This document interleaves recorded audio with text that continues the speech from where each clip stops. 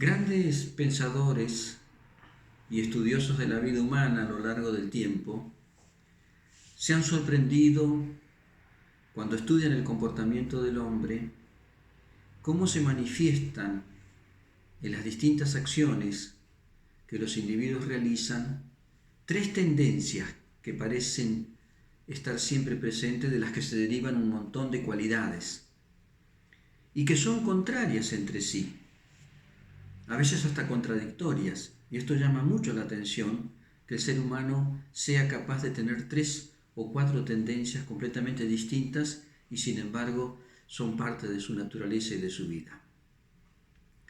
Una de esas tendencias, quizá la más fuerte, muy semejante en esto del hombre a la vida animal, es el egoísmo. El egoísmo está muy ligado al instinto de conservación, porque básicamente significa la búsqueda del provecho propio, la búsqueda de lo que garantiza la supervivencia de sí mismo y la apropiación de todos los bienes que el hombre necesita para poder vivir. Pero a diferencia del animal o de los animales en general, en el hombre esta tendencia tiende a exacerbarse, a pasar de medida, a desenfrenarse, que produce como consecuencia el conflicto entre los hombres, porque no alcanzan a autolimitarse para respetar la dignidad y los derechos y el espacio de vida que merece el otro que está frente a él. Esta tendencia egoísta, tremendamente poderosa, es el gran motivo, el motivo central de la ética. Todos los pensadores, o por lo menos la gran mayoría de ellos, han insistido que la función de la ética es, ante todo, limitar ese egoísmo, acotarlo, en algunos casos sobrepasarlo. Pero para asombro nuestro, en los últimos años, digamos desde la segunda década del siglo XX en adelante, ha sucedido algo extraño, porque en la misma ética se ha valorado el egoísmo como si fuese una virtud, y se ha llegado al extremo de decir y de escribir libros que se titulan El egoísmo como virtud, diciendo que cada cual busque su provecho propio y en todo caso se marcan algunas reglas o límites externos como para que los hombres no se perjudiquen demasiado entre sí, pero hay derecho a la satisfacción de todos los deseos que un individuo tenga. Esto ha traído como consecuencia que abandonemos en las escuelas, en la familia, en la vida social, la preocupación por educarnos y educar a nuestros hijos, o a nuestros alumnos, o a nuestros oyentes, en el sentimiento de que hay que superar el egoísmo, que hay que desarrollar otras cualidades, porque es una fuerza que al no tener un límite natural tiende a desbordarse. Alguien dijo muy bien que cuando el hombre cae en esta tentación o en la aceptación del egoísmo como algo valioso, reduce la vida individual, la vida familiar, la vida social, a las aguas heladas del cálculo egoísta. Se busca el propio provecho y la ética pasa a ser simplemente el disfraz para ocultar una forma de vida utilitaria, codiciosa, que busca siempre el propio provecho sin tener demasiada consideración por el bien del prójimo. Y lo curioso es que el egoísta no es consciente de esto, porque él, si le decimos que es egoísta, se sorprende porque dice, pero yo no perjudico a nadie, no busco el mal de nadie. Y efectivamente eso es lo que ocurre con el egoísmo. No busca el mal de nadie, busca exageradamente el bien propio. No se marca ese límite. Por eso la preocupación de la ética. En nuestras sociedades actuales, ligadas al consumo, a la excitación del tener, del disfrutar sin medida, el egoísmo se ha ido introduciendo en silencio en la vida humana, trayendo grandes injusticias, conflictos, no solamente en el ámbito familiar, en el ámbito social, político. Se va notando que en todo caso se cree que pueden haber reglas externas para encuadrarlo. pero se ha descuidado extraordinariamente la preocupación por educar en el autocontrol, en la moderación y en la superación de ese egoísmo, hasta donde es posible. Otra tendencia muy importante que el hombre tiene como reacción, como especie en general, es la crueldad, que es un rasgo muy específicamente humano, porque es la satisfacción y el goce en el sufrimiento ajeno. Es deliberadamente buscar dañar y hacer sufrir, incluso gozar de ese daño que se está haciendo. Es una de las tendencias más terribles que el hombre tiene, y encima, con el agregado de las estrategias racionales y de las teorías o doctrinas que lo alimentan, la crueldad es un factor muy poderoso y que verdaderamente siempre nos asombra. No hay conflicto social, no hay guerra ni enfrentamiento entre las personas que no nos terminemos de enterar a qué grado de crueldad se ejercen las torturas, en el crimen, en la violencia, y uno siente horror de que el hombre sea capaz, en términos generales, felizmente hay unas cuantas excepciones, de ejercer esa crueldad y de no sentir ningún factor que lo inhiba tan fácilmente. Pero compensando estas dos tendencias que podemos llamar conflictivas, aflictivas, porque provocan sufrimiento, y antisociales, porque llevan al enfrentamiento entre las personas, hay una tendencia que también ha llamado mucho la atención que coexista con las otras dos. Esa tendencia ha sido definida o nombrada con distintos términos. Por ejemplo, se la define como amor espiritual, que significa la búsqueda desinteresada del bien del otro, y es más, no es centrarse en la propia vida, sino centrarse en la vida ajena, cuando llega a grados muy extremos y elevados, como se enseña, se predica y hasta se estimula en las grandes espiritualidades y religiones. Se lo llama también, en un sentido amplio, compasión, palabra que podríamos traducir como con el otro, pasión, sentir con el otro.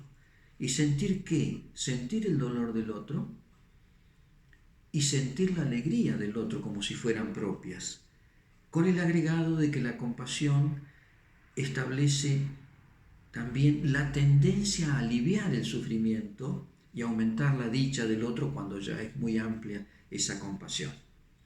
Hoy escuchamos mucho la palabra empatía. No es empático, dejó de ser empático, le falta empatía. Y es una parte de la compasión, la empatía.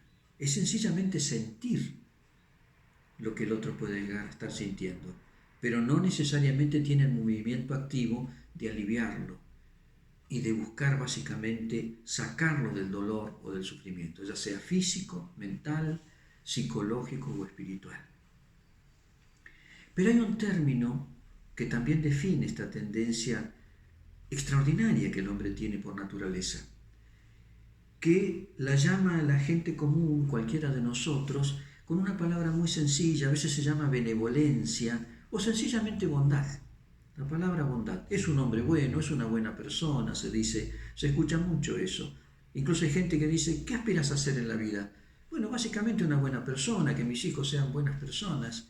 Es decir, consideramos que la cualidad humana más destacada de un individuo es la bondad o el ser bueno. Palabra que también hay que tratar de entenderla. ¿Qué es básicamente eso que llamamos ser bueno o la bondad?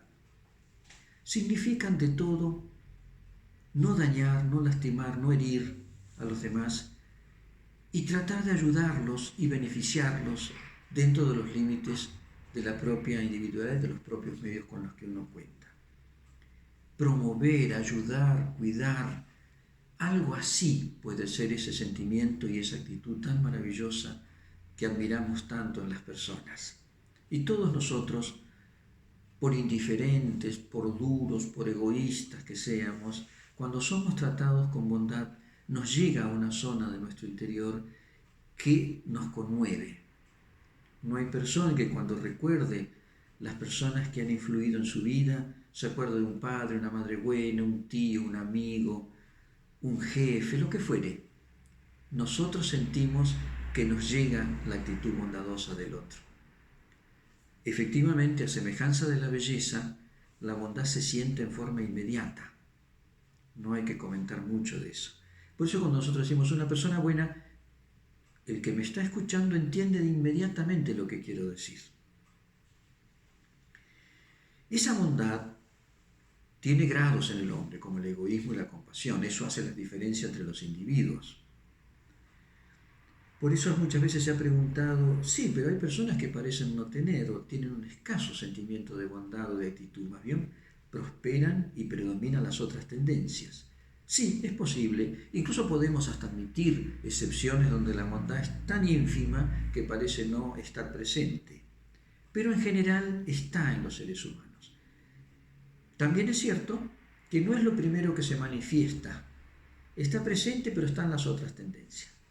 En algunos casos sí, y a esas personas las llamamos santas, sabias, virtuosas, cuando hay un claro predominio de esa tendencia altruista, donante, generosa. Pero se puede cultivar, porque estando presente en el individuo, aunque sea en mínima expresión, le permite captar lo que significa esa bondad y aprobarla en sí mismo y en el otro. Y ahí aparece el factor de poder desarrollar ese sentimiento noble y altruista que las personas en general tienen. Ahí aparece la importancia de la educación, empezando por enseñar a comprender lo que puede llegar a ser eso que llamamos bondad, que es justamente entender y sentir que la mayoría de los seres humanos no quieren sufrir y buscan ser dichosos, más felices, o por lo menos llevar vidas menos dolorosas. Sabiendo eso, dice el sabio, el hombre empieza a cuidarse de los actos que realiza, porque sabe que toda persona, más allá del color de la piel, más allá del lenguaje que usa y la cultura en la que vive, tiene ese sentimiento básico, primordial. El segundo principio es justamente establecer la bondad como valor, comprenderla primero, tratar de desarrollarla en uno mismo, estableciéndola como regla, justamente como un principio de conducta. ¿Por qué es importante establecerse un principio de conducta? Es decir, me voy a esforzar por realizar en mí la cualidad de la bondad, o del ser benevolente, o del ser generoso. Porque como tenemos las tres tendencias en mayor o menor grado, si yo la dejo librado al sentimiento y a la emoción que puedo llegar a sentir, va a haber momentos que voy a estar abierto a esa actitud bondadosa, pero va a haber momentos que voy a estar cerrado porque estoy en un estado de ira, o porque predomina en mí el egoísmo, o porque los estados de ánimo, que son tan cambiantes a diario, me hacen no sentir en determinados momentos la bondad. Por eso es importante, primero, valorarla cuando se siente, pero sobre todo establecerla como un principio, porque el principio me va a obligar a actuar en cualquier circunstancia con bondad. ¿Y qué sucede? Cuando yo repito una conducta mucho tiempo, se hace un hábito, se hace un sentimiento, se hace una actitud. Entonces, el ser generoso, el ser respetuoso, el no lastimar a los demás, pasa a ser un hábito de mi vida y no un rasgo o una cualidad suelta que está allí entremezcladas con otras. También la imaginación cumple un gran papel acá. ¿Por qué? Porque la imaginación estimula la sensibilidad.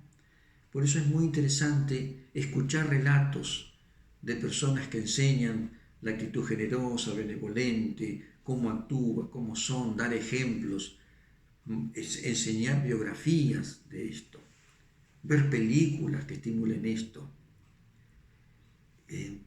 estar siempre atento a esto, estimularlo en uno mismo, imaginando que uno se proyecta de esa manera en la vida.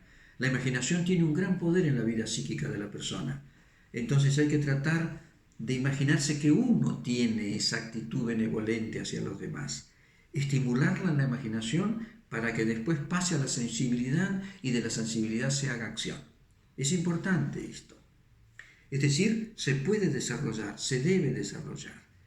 Es deseable que las personas vayan fortaleciendo la cualidad positiva y disminuyendo la cualidad negativa. Se dice que los seres humanos tienen o tenemos en la vida virtudes que son útiles o virtudes que son agradables. Por ejemplo, una virtud que es útil para la vida social y para cualquier tipo de relación humana, sin duda es la justicia. La justicia está casi, digamos, como un sentimiento y una evidencia que es propia de todo ser humano. Cuando se nos hace una injusticia, nos damos cuenta enseguida. Porque es un sentimiento en sí mismo. Porque es algo evidente en nosotros. Ahora, que yo le haga mal al otro ya no se me hace tan evidente, pero que me lo hagan a mí sí quiere decir que tengo el sentimiento de la injusticia. Y es una cualidad útil para garantizar la convivencia más o menos ordenada de la vida humana. Lo que sucede es que la justicia a veces no es agradable, porque implica sanción, implica restricción, implica coacción para poder garantizarla.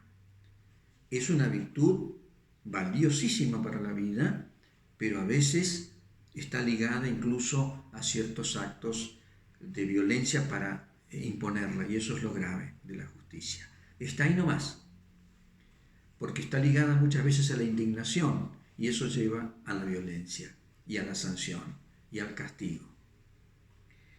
En cambio, hay virtudes que son agradables: la simpatía, el encanto de una persona, la cortesía, que quizá no pasa de ahí, pero es agradable ser tratado con cortesía, con respeto, con delicadeza. Lo que pasa que tiene ese límite. Es como una cualidad social que pone suavidad y lima las asperezas en la convivencia de los seres humanos. Pero la bondad o la actitud benevolente hacia la vida es una cualidad agradable, porque nos gusta mucho que nos traten con bondad y con respeto y delicadeza, pero además es útil, porque cuando yo ejerzo la bondad y tengo una actitud de ayuda, de respeto, de consideración, de no abuso, despierto en el otro el deseo de retribuir, apaciguo el enojo, apaciguo la violencia, limito el egoísmo. Es decir, es una virtud, por un lado, agradable y por otro lado útil. Es quizá una de las pocas virtudes que juntan las dos características. Por eso se ha dicho y se ha elogiado a la bondad en múltiples formas. Se dice que es como un hilo de seda que establece vínculos entre las personas y lo hace amable y agradable. Y por otro lado, se ha podido observar en general que no siempre ocurre, pero muchas veces ocurre, que la actitud benevolente conmueve incluso a personas irascibles, violentas, las apacigua, las toca una zona y lo hace vulnerable. Uno escucha muchas veces a determinadas personas decir: a mí por la fuerza no me sacan nada, y a fuerte, fuerte y medio, y a violento, violento y medio. Ahora, si me tratan con bondad, entrego todo. Porque es ese sentimiento profundo que tenemos. Somos vulnerables. Dice un pensador: no hay armadura para defenderse frente a la bondad. Y agrega por allí: 2 o 3 cañonazos de bondad bajan la violencia en la relación entre las personas, en general. ¿Por qué? Porque tiene un efecto extraordinario. Por eso muchas veces la gente dice: sí, pero ser bueno es ser tonto, es ser fofo, es ser blando, te pasan por encima. Es muy lindo, pero si yo actúo así en un mundo de prepotentes y de violentos, voy a perder. Claro, estamos hablando de una bondad inteligente, estamos hablando de una bondad bien conducida, no fofa ni resbaladiza. Por lo contrario, es una bondad que se sabe defender, que se pone firme cuando es necesaria. Las circunstancias así lo exigen, pero de ninguna manera es en sí misma blanduzca. No, no. Es una cualidad muy noble, que no me lleva a renunciar a la acción, ni siquiera a veces al enfrentamiento. Pero ¿qué la caracteriza entonces? Que su núcleo es: yo me voy a defender de que no me violenten ni cometan injusticias contra mí, pero jamás voy a dañar ni lastimar, ni me voy a aprovechar de ninguna circunstancia. Es decir, el núcleo de la bondad es: hago el bien, no hago nunca el mal.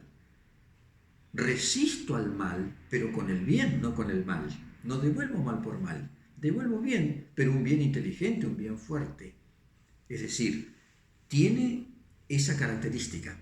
Dice un sabio: cuando llueve, a veces cae granizo, pero si observamos, el granizo es agua cristalizada.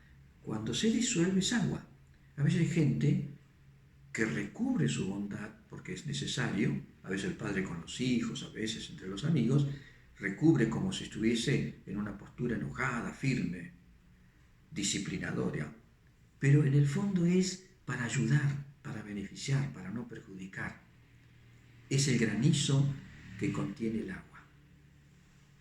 Y esto es muy importante. Se ha llegado a decir, y a veces no se entiende en la primera lectura, que la bondad tiene a su modo fuerza y tiene belleza en sí mismo. Por eso atrae y al mismo tiempo es efectiva, cuando se sabe usar con inteligencia, con discernimiento y se la guía bien. ¿Por qué la bondad tiene fuerza cuando parece ser el gesto menos fuerte que podamos pedir?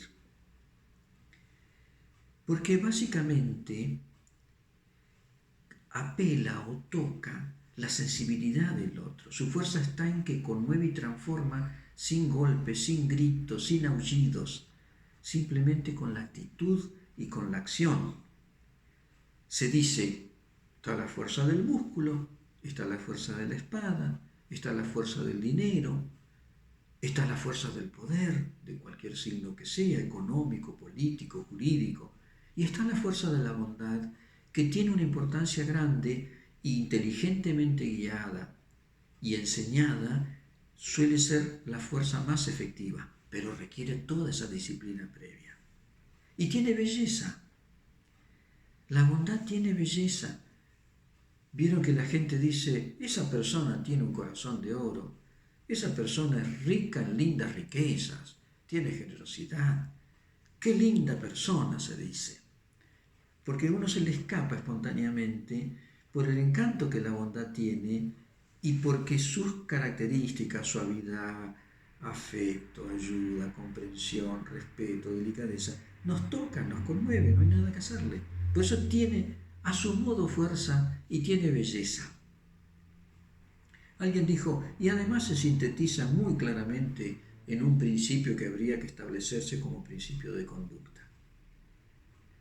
Lo podemos poner como un caso extremo y después lo podemos suavizar. Decimos: no dañar nunca y ayudar siempre, como vector de la vida, como una especie de cuadro para guiarme en la vida. Pero uno dice: no, pero no puedo permanentemente hacer, ojalá no dañara, pero a veces sin querer o a veces por una circunstancia pierdo el control y daño. Y a veces no siempre puedo ayudar. Entonces, está bien, pero tenemos que tener como un ideal al que tenemos que ir acercándonos de a poco. Entonces suavizamos el principio, más no la dirección. Y decimos: esforzarse por no dañar nunca y ayudar siempre que se pueda. Este principio, según algunos grandes sabios y santos, reúne la enseñanza más importante de la ética y de la espiritualidad. Es el ideal más alto. Y cuanto mejor lo realice, más me desarrollo como ser espiritual y como ser moral.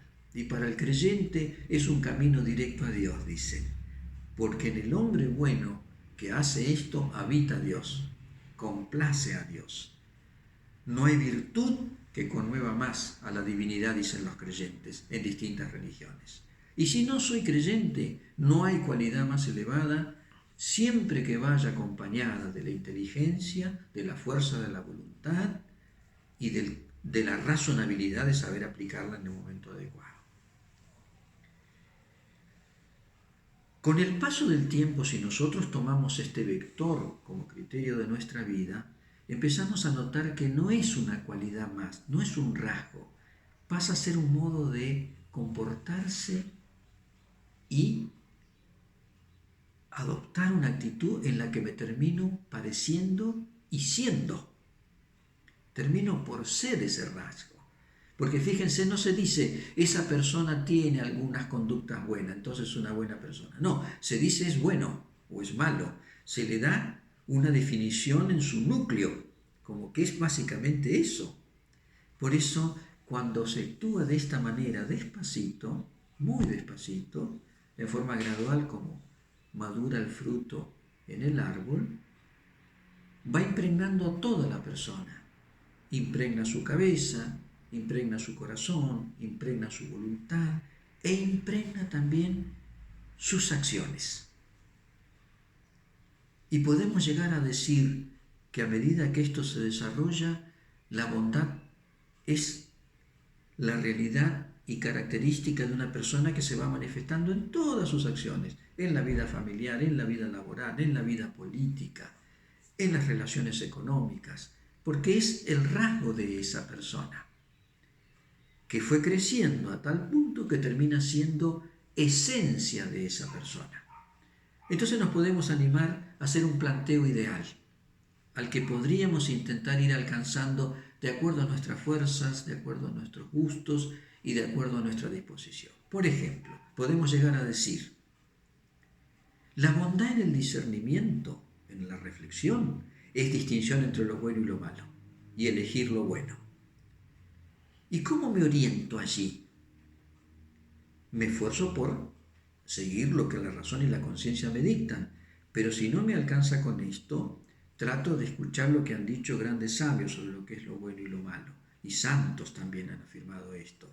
Y si todavía eso no me alcanza y necesito un instrumento personal para guiarme, pues entonces digo, me voy a hacer siempre esta pregunta cuando voy a entrar en relación con los demás. ¿Lo estoy perjudicando con este acto? ¿Lo estoy beneficiando? Si siento que lo perjudico, ese acto no es bueno. Si siento que lo beneficio, o al menos no lo daño, ese acto es bueno. Sería como un criterio de entrecasa para guiarnos en la vida. Entonces, la bondad como discernimiento es distinción entre el bien y el mal. La bondad como palabra es apego a la verdad, es sinceridad, es no querer manipular, ni engañar, ni disfrazar, ni confundir. Es un esfuerzo por apegarme a lo que sinceramente veo como la verdad.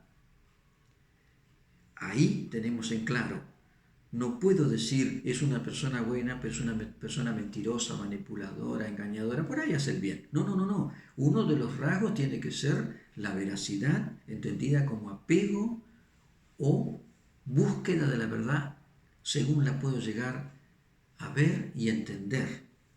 Y además, en la palabra, en cuanto a expresión, oral y escrita, tiene un modo específico de manifestarse.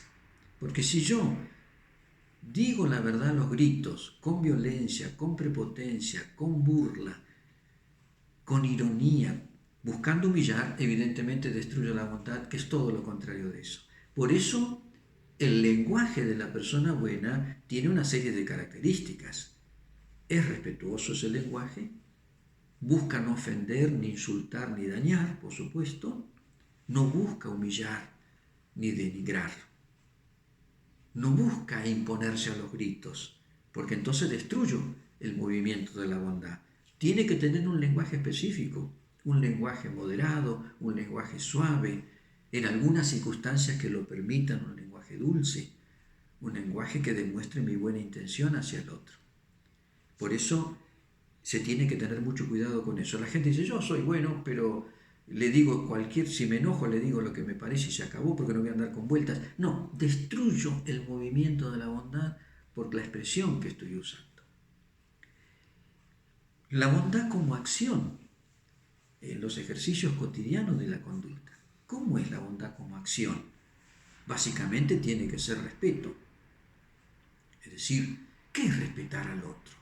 es reconocer su dignidad, es no manipularlo, es no usarlo, es no humillarlo, es no explotarlo, en todos sus aspectos. Por eso ahí me va a ayudar el discernimiento, a ver en la circunstancia cómo aplico ese respeto. Y del respeto deriva la honestidad, porque si yo respeto la dignidad del hombre, respeto su vida, respeto sus derechos, respeto su conciencia, entonces se va a derivar la honestidad, que me va a decir adentro de mí, en mi conciencia y en el entendimiento en general, no matar, no robar, no mentir, no engañar, no manipular. Se va a derivar. Entonces, respeto y honestidad en la acción. Como sentimiento, ¿qué es la bondad? Cuando yo ejerzo eso, es paz. Básicamente serenidad, es contento. ¿Por qué? Porque implica el cultivo de sí mismo, no es espontáneo esto. Alguna persona por excepción lo puede tener. A todos nos cuesta un gran trabajo desarrollar esto. Claro que los frutos son hermosos y me empiezo a darme cuenta del valor que tiene eso para mí y para los demás. Pero hay que trabajar mucho con esto.